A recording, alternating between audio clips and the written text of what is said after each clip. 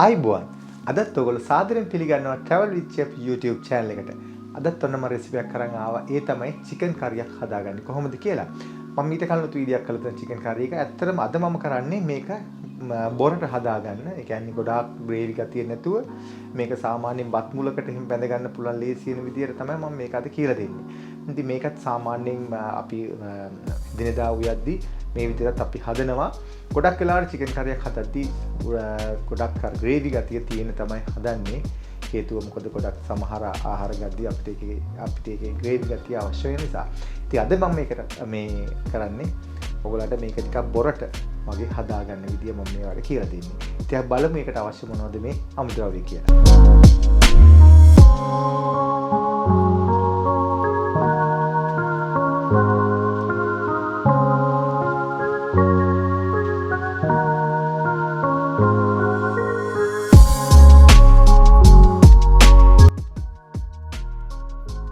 ඉතින් මෙතන තියෙනවා කුකුළු මස් තියෙනවා ග්‍රෑම් 500කට පොඩ්ඩක් වැඩි.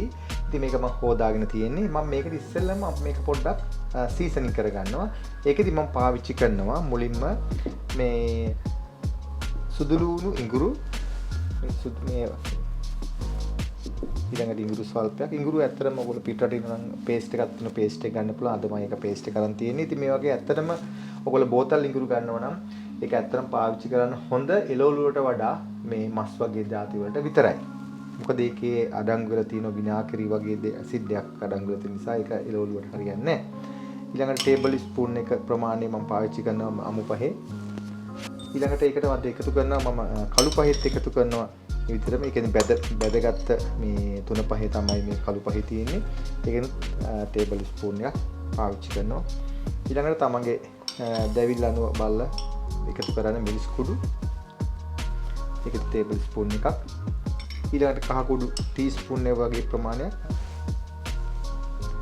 ඊළඟට අපිට අවශ්‍ය ප්‍රමාණය ලුණු එකතු කරන්න මේ විදිහට. ඒකතු කරලා මේක තෙල් පොඩ්ඩක් මම එකතු කරනවා. ඒකට යාන්ත්‍රික ප්‍රමාණයක්. ඊට පස්ව මේක මම හොඳට මේ කලවම් කරගන්න ඕන. ඒක කලවම් කරලා විනාඩි 15ක් විතර තියලා ඊට පස්සේ අපි යාගන්න. මේ විදිහට හොඳට සීසනින් කරලා තියාගන්න. ඔයගලන්ට ඕන නම් මේක තන් කර තව ටිකක් කළු කරගන්න ඕන නම් මේ වෙලාවේ ඔයගලන්ට කළු පහිටියක් ඒක තව එකතු කරගන්න පුළුවන්. ඉතින් ඔයාලට ගම්මිරිස් එකතු කරගන්න ඕන නම් ගම්මිරිස් එක අවසානයේදී එකතු කරගන්න. එතකොට මේක ගත ගාලා අඩුම වශයෙන් විනාඩි 15ක්වත් තියෙන්න ඕන. මේ ටික අල්ලගෙන ඊට පස්සේ අපිට පුළුවන් නැත්තම් ඔයගලන්ට ඕන නම් මේ කලින් දවස් උනත් මේක කරලා තියාගන්න පුළුවන් සීසනින් කළා. ඉතින් අපි මෙහෙම තියලා ඊට පස්සේ අපි මේක උයා ගන්න. ඉතින් අපි මේ වගේ මැටි හැට්ටියක් මවලා අස්න ඔයගලන්ට මැටි හැටි නැත්තම් සාමාන්‍ය තියෙන ඔයගලන්ගේ භාජනයක් ගන්න පුළුවන්. ඊට පස්සේ මුලින්ම තෙල් ටිකක් මේ විදිහට දාන්න. තෙල් ගොඩක් දාගන්නත් අවශ්‍ය නැහැ. හේතුව මොකද තෙල් පොඩ්ඩක් මම මේක සීසනින් කරද්දී කුකුළු මස් වල දැම්ම නිසා. ඊට පස්සේ මේකට මම එකතු කරනවා ඔයගලන්ට සුදුලුණු ඉඟුරු දාන්න අවශ්‍ය නැහැ. වායි කලින් දාපු නිසා මේ සීසන් එකට ඒක නිසා මම මේලා එකතු කරගන්නේ මේ ලුණු ටික. ඒත් එක්කම සේර ටික. ඊළඟට රම්පේ කරපිංච කුරුඳු පොතු අවු මිරිස් ඔක්කොම අපි මේලා එකතු කරගන්නවා. ඊළඟට මගේ ළඟ තියෙනවා පොඩ්ඩක් මේ ඇඹුල් ගතිය ගේන්න මේ සියඹලා මම සියඹලා ටිකත් මේ වෙලාවෙම එකතු කරගන්නවා.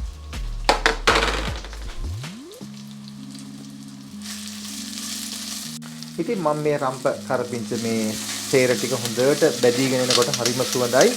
දැන් මම අර කලින් සීසනින් කරගත්ත අතගාලා පිළිච්ච මේ අපේ මේ කුකුළු මස් ටික දැන් මම මේකට එකතු කරනවා. ඔයගලන්ට මේක කටු සහිත එකක් ගන්න පුළුවන්, කටු නැති එක ගන්න පුළුවන්. ඉතින් ඒක ඔයගලයි කැමැත්තක්. නමුත් හදන විදිය තමයි මෙතනින් බලා ගන්න ඕනේ.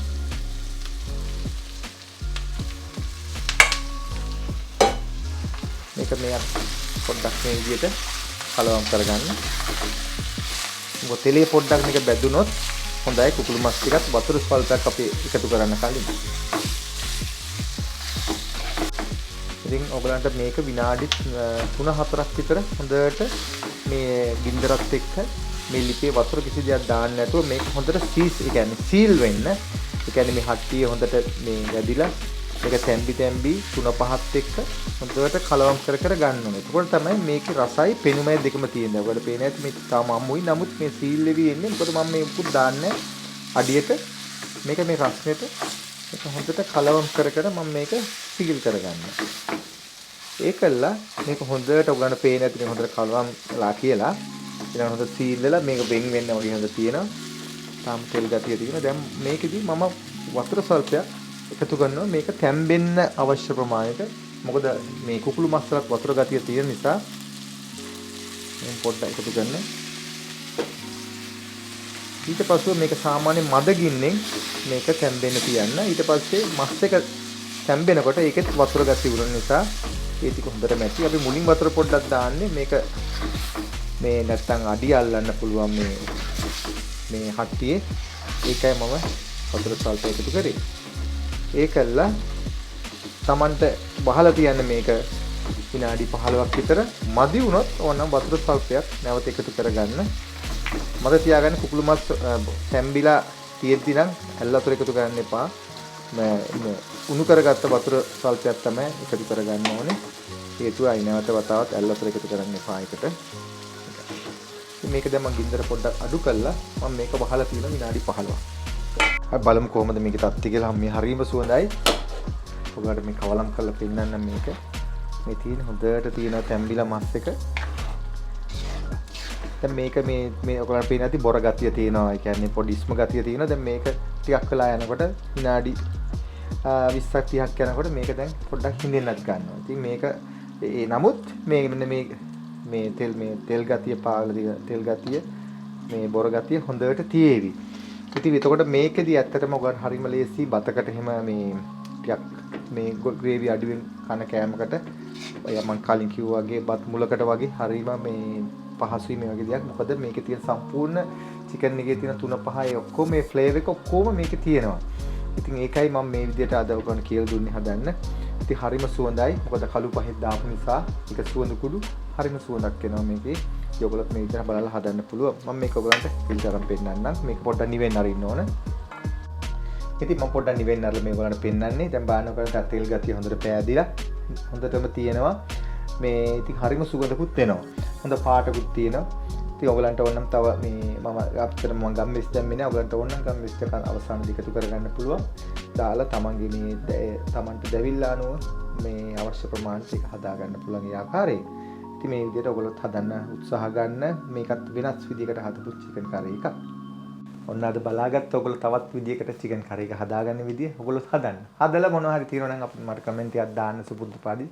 travel with chef Facebook page එක තියෙනවා. අපේ සාමාන්‍ය YouTube channel එක තියෙනවා. ඔයාලා කමෙන්ට් කරන්න පුළුවන්. ඉතින් මම හිතනවා හරි දැමක් ඉගෙන ගන්න ඇති කියලා මේ අද වීඩියෝනුත් නැවතත් අලුත්ම වීඩියෝ එකක් හම්බෙනතුරු අදට ගිහින් එන්න. ඔබට සුබ දවසක්.